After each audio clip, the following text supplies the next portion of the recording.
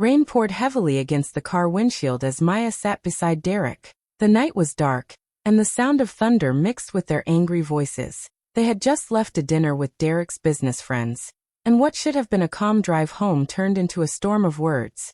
Maya tried to stay calm. She had only corrected him once during dinner, gently, so he wouldn't give the wrong number while talking about a deal. But Derek's pride couldn't take it. His jaw tightened, and his voice rose. "You think you're smarter than me because you read some books?" he shouted, gripping the steering wheel tightly. Maya turned to him, her voice trembling. "I wasn't trying to embarrass you, Derek. You just got the figures wrong, that's all." "Enough," he yelled. The car suddenly screeched to a stop at the side of the empty road.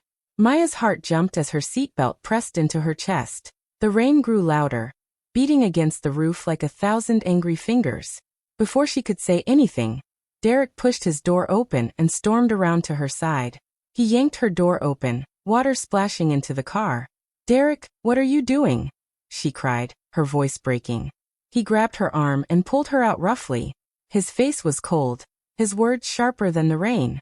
"If you can't respect me, walk." She stumbled onto the wet ground, barefoot and shaking, her purse clutched to her chest.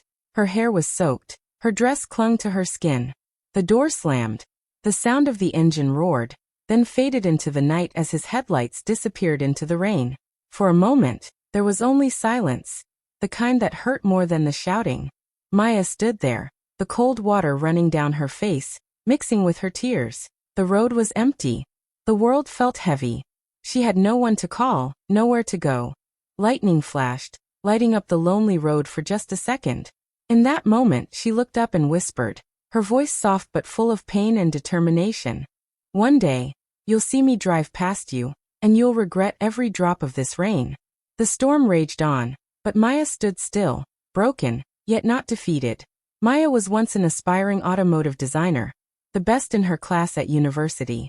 She loved cars and dreamed of creating her own line of stylish and safe car accessories. Everyone believed she would do great things, but life took a different turn after she married Derek. Derek was charming, confident, and successful. When he asked her to marry him, she felt lucky. He said all the right things, made her feel special, and promised her a comfortable life. After their wedding, he looked at her one evening and said, "My woman doesn't need to work. I'll take care of you." At first, it sounded romantic. Maya thought it was love, that he wanted to protect and support her. So, she quit her job and put her dreams aside, believing they would build a happy life together. But slowly, things began to change. Derek started making decisions for her, about what she should wear, who she could talk to, and how much money she could spend. His voice that once sounded caring now carried command. Maya became quieter with each passing day.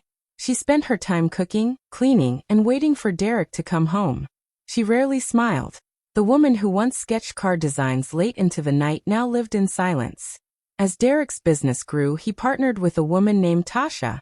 Tasha was everything Maya was not allowed to be: confident, outspoken, and always by Derek's side. Whenever Maya attended business dinners or company events, Tasha treated her like she didn't belong. Maya noticed how Derek admired Tasha's boldness and ideas, and how his respect for her faded more each day. Sometimes Maya tried to talk to him. "Derek, I feel lonely. I want to do something for myself again."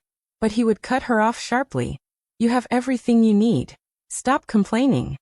One night, after he embarrassed her at a dinner party, she called her mother, Evelyn, in tears. Evelyn listened patiently, then said in a firm, calm voice, "A man who humiliates you in public will destroy you in private. Don't wait until you can't recognize yourself." But Maya couldn't leave. She was scared of what people would say, scared of being alone, and scared because she had no money of her own. So she stayed.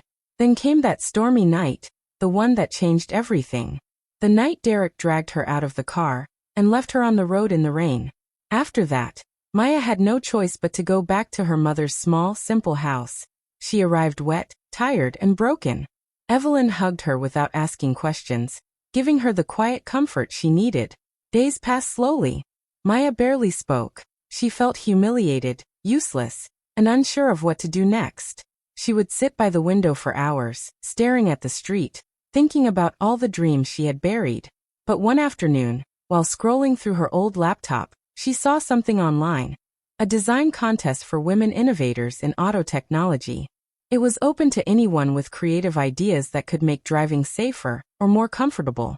Maya stared at the screen for a long time. Her heart began to beat faster. Something inside her, something she thought had died, flickered again. She remembered her old notebooks filled with car sketches, her long nights of imagination and excitement. She whispered softly to herself, "Maybe I still can." That small spark of hope was enough to make her sit up straighter. For the first time in months, she opened her old sketchbook. The paper was dusty, the pencil marks faded, but her hands still knew how to draw. As the rain fell outside her mother's house, Maya began to draw again. This time not for a grade, not for anyone's approval, but for herself. Maya entered the design contest with a simple but powerful idea: to create a car interior that made driving safer and more comfortable for women. She wanted to design something that every woman could feel confident and secure in. She didn't have fancy tools or a big workspace. Her mother's small dining table became her office. She worked late into the night with borrowed pencils, old paper, and an old laptop that kept freezing. Some nights, she stayed awake until dawn, sketching new ideas and erasing old ones. Her mother, Evelyn, would quietly leave a cup of tea by her side and whisper, "I'm proud of you, Maya." Those words gave Maya strength. She had lost so much, but this time, she was doing something for herself. Weeks later, she received an email inviting her to present her design at a women's innovation event. Her heart raced. She almost didn't believe it. She ironed her best outfit, a simple blue dress, and went with trembling hands and a heart full of hope. The event hall was bright and filled with other designers and judges. Maya stood near her small presentation board, showing her sketches and explaining her concept: soft, durable materials, better safety sensors, and flexible seating for women with children. While she spoke to one of the judges, she suddenly heard a familiar voice behind her. "Maya Cole? Is that really you?" She turned and saw Chris Daniels, her old university classmate. He looked surprised but genuinely happy to see her. He had been one of the top engineers in their class, and now he worked for a small but growing tech auto company. "Chris," Maya said, smiling nervously. "It's been so long." They talked for a while, catching up. When Chris looked at her design, his eyes lit up. "You still have it, Maya," he said with a grin. "Maybe more than ever." His words made her heart warm. For years, she had only heard criticism, doubt, and control. Hearing someone believe in her again almost brought tears to her eyes. After the event, Chris asked if she would like to meet his team. He explained that his startup was developing new car technology, and her design could fit perfectly with one of their upcoming projects. "You should turn this into a real prototype," he said. "We could build it together for an investor showcase next month." Maya froze for a moment. Derek's voice echoed in her mind. "You'll never make it without me." Her fingers trembled. She looked down, unsure. "I don't know, Chris. I haven't done anything like this in years." Chris smiled softly. "Then it's time you start again." Those words broke through her fear. She took a deep breath and nodded. "All right, let's do it." From that day, Maya began working with Chris and his small team of engineers and designers. They met in a tiny workshop filled with tools, computer screens, and half-built car parts. At first, Maya was shy and quiet, afraid to speak up, but Chris kept encouraging her to share her ideas. Slowly, she found her voice again. She began sketching confidently, leading discussions, and suggesting changes to make their prototype better. The team admired her creativity and passion. They stayed up late together, drinking coffee, laughing, and working through endless technical problems. Every time Maya saw her designs coming to life, the smooth seats, the glowing dashboard, the elegant curves, her heart swelled with pride. She realized she hadn't lost her talent. It had only been buried under fear and doubt. One evening, as the team admired the nearly finished prototype, Chris turned to her and said, "You did this, Maya. You brought this idea to life." Maya smiled, a spark of confidence shining in her eyes. "No," she said softly. "We did this." For the first time in years, Maya felt alive, not as someone's wife or shadow, but as herself again. While Maya quietly rebuilt her career, Derek's once booming business began to fall apart. His partner, Tasha, started mismanaging company funds, making bad decisions, and taking credit for Derek's ideas. Investors began losing trust. Projects got delayed, payments were missed, and slowly his company started to crumble. Meanwhile, Maya's hard work began to shine. Her team's prototype, a car interior designed for women's safety and comfort, caught the attention of local journalists. Then came the online features. Articles titled, "The Woman Redefining Comfort for Female Drivers," and Maya Cole, the designer who drives change, spread across tech blogs and social media. Maya couldn't believe it. She saw her name in headlines for the first time, not as Derek's wife, but as herself. Her mother, Evelyn, cried with pride when she saw the article. "You see, my girl," Evelyn said, smiling warmly. "The rain didn't drown you. It washed the dirt off your wings." Maya laughed softly. It felt good to be seen again, not as someone's shadow, but as a woman who created something meaningful. But far away in his office, Derek saw the same article, and his face darkened. He read the headline twice, his hand gripping the phone tightly. "The Woman Redefining Comfort for Female Drivers," by Maya Cole. He couldn't believe it. Maya? His Maya? The woman he said could never survive without him? He felt a mix of anger, confusion, and wounded pride. After pacing around for several minutes, he finally dialed her number, for the first time since the night he left her in the rain. When Maya saw his name flash on the screen, her heart skipped. For a moment, she almost didn't answer. But then she took a deep breath and pressed the green button. "Hello," she said calmly. Derek's voice came sharp and mocking. "So you're an inventor now? Using my money to play designer?" Maya's hand tightened around her phone. But she didn't shake this time. Her voice was steady. "No, Derek. I'm using the talent you tried to bury." Before he could respond, she hung up. That night, she felt something she hadn't felt in years: power. Not revenge, not pride, just peace. The kind of peace that comes from knowing she no longer needed anyone's approval. As the weeks passed, Maya's work kept growing. Investors loved her design. Her team began receiving new offers and partnerships. People admired her story, a woman who rose from nothing to build something beautiful. But for Derek, things only got worse. Tasha, the same woman he had once trusted more than his wife, began turning on him. She started blaming him for the company's losses and spreading rumors that he had lost focus. When their biggest client decided to move their contract to Maya Cole Designs, it was the final blow. Derek stormed into the office one morning to confront Tasha, but she was already packing her things. "Where are you going?" he shouted. Tasha didn't even look up. "You've ruined this company, Derek. I'm selling my shares. I'm done." He watched helplessly as she walked out, leaving behind the broken pieces of what used to be his empire. Bills started piling up. His luxury car was taken by the bank. His phone wouldn't stop ringing. Creditors, clients, and angry investors demanding answers. The confident, proud businessman who once bragged about his success now sat alone in an empty office, staring at a faded nameplate, "Derek Cole, CEO." At the same time, Maya's team was getting ready for their biggest project yet, a full-scale prototype presentation for international investors. Her design, the Aurora X, had attracted attention from major auto companies. When she walked into her workshop one morning, Chris greeted her with a smile. "You're going to change the industry, Maya," he said. She smiled back, remembering how far she had come. "No, Chris, we're going to change it." Each day brought her closer to the life she had once dreamed of, a life she built with her own hands, through courage and hard work. While Derek sat surrounded by unpaid bills and broken pride, Maya stood under bright lights, presenting her vision to the world. And for the first time, she realized something powerful. She didn't need to prove anything to Derek anymore. She was proving it to herself. Months later, Maya's prototype SUV, the Aurora X, finally launched, and the world loved it. Her design was praised for being beautiful, smart, and safe. Big car companies started calling, wanting to buy her idea and work with her team. Soon, a global manufacturer picked up her design and invited her to showcase it at a major industry event, the same kind of event she once dreamed of as a student. It felt unreal. The night of the event arrived. The sky was cloudy, and soft rain began to fall, the same kind of rain that had once soaked her when Derek left her on the road. But tonight, everything was different. Maya arrived at the venue driving her brand new Aurora SUV, her own creation.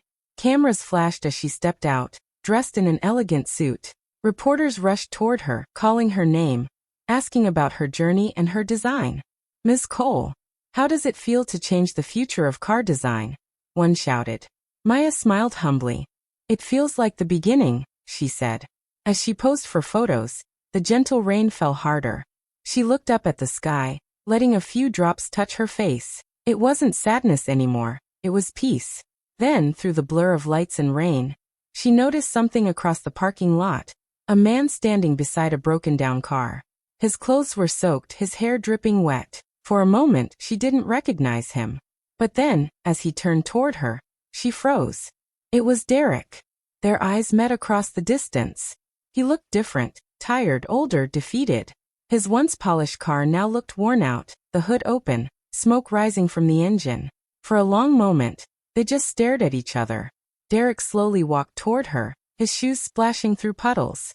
When he finally stood in front of her, he looked ashamed, but there was something else in his eyes, disbelief. "Maya," he said quietly. "I didn't know you'd come this far." Maya's heart was calm. She wasn't angry anymore. She gave him a small, steady smile. "You taught me how far I could fall," she said softly. "I just decided to climb higher." Derek lowered his head. "I made mistakes," he said. "I was under pressure. I lost everything, the company, the house, even my friends. I don't know how it all went wrong." Maya looked at him for a moment, her expression gentle but firm. She had once begged this man to see her worth, but now she didn't need his approval. "I'm sorry things turned out this way," she said. "But sometimes, losing everything helps you see what really matters." She reached into her purse and handed him a card. Derek looked down at it. It read, "Maya Cole Designs, founder and CEO. If you ever need design advice," Maya said with a faint smile, "my company offers consulting." She paused for a second, her tone cool but not cruel. "But not counseling." Derek blinked, speechless. He wanted to say something, but the words didn't come. Maya turned, walked to her SUV, and opened the door.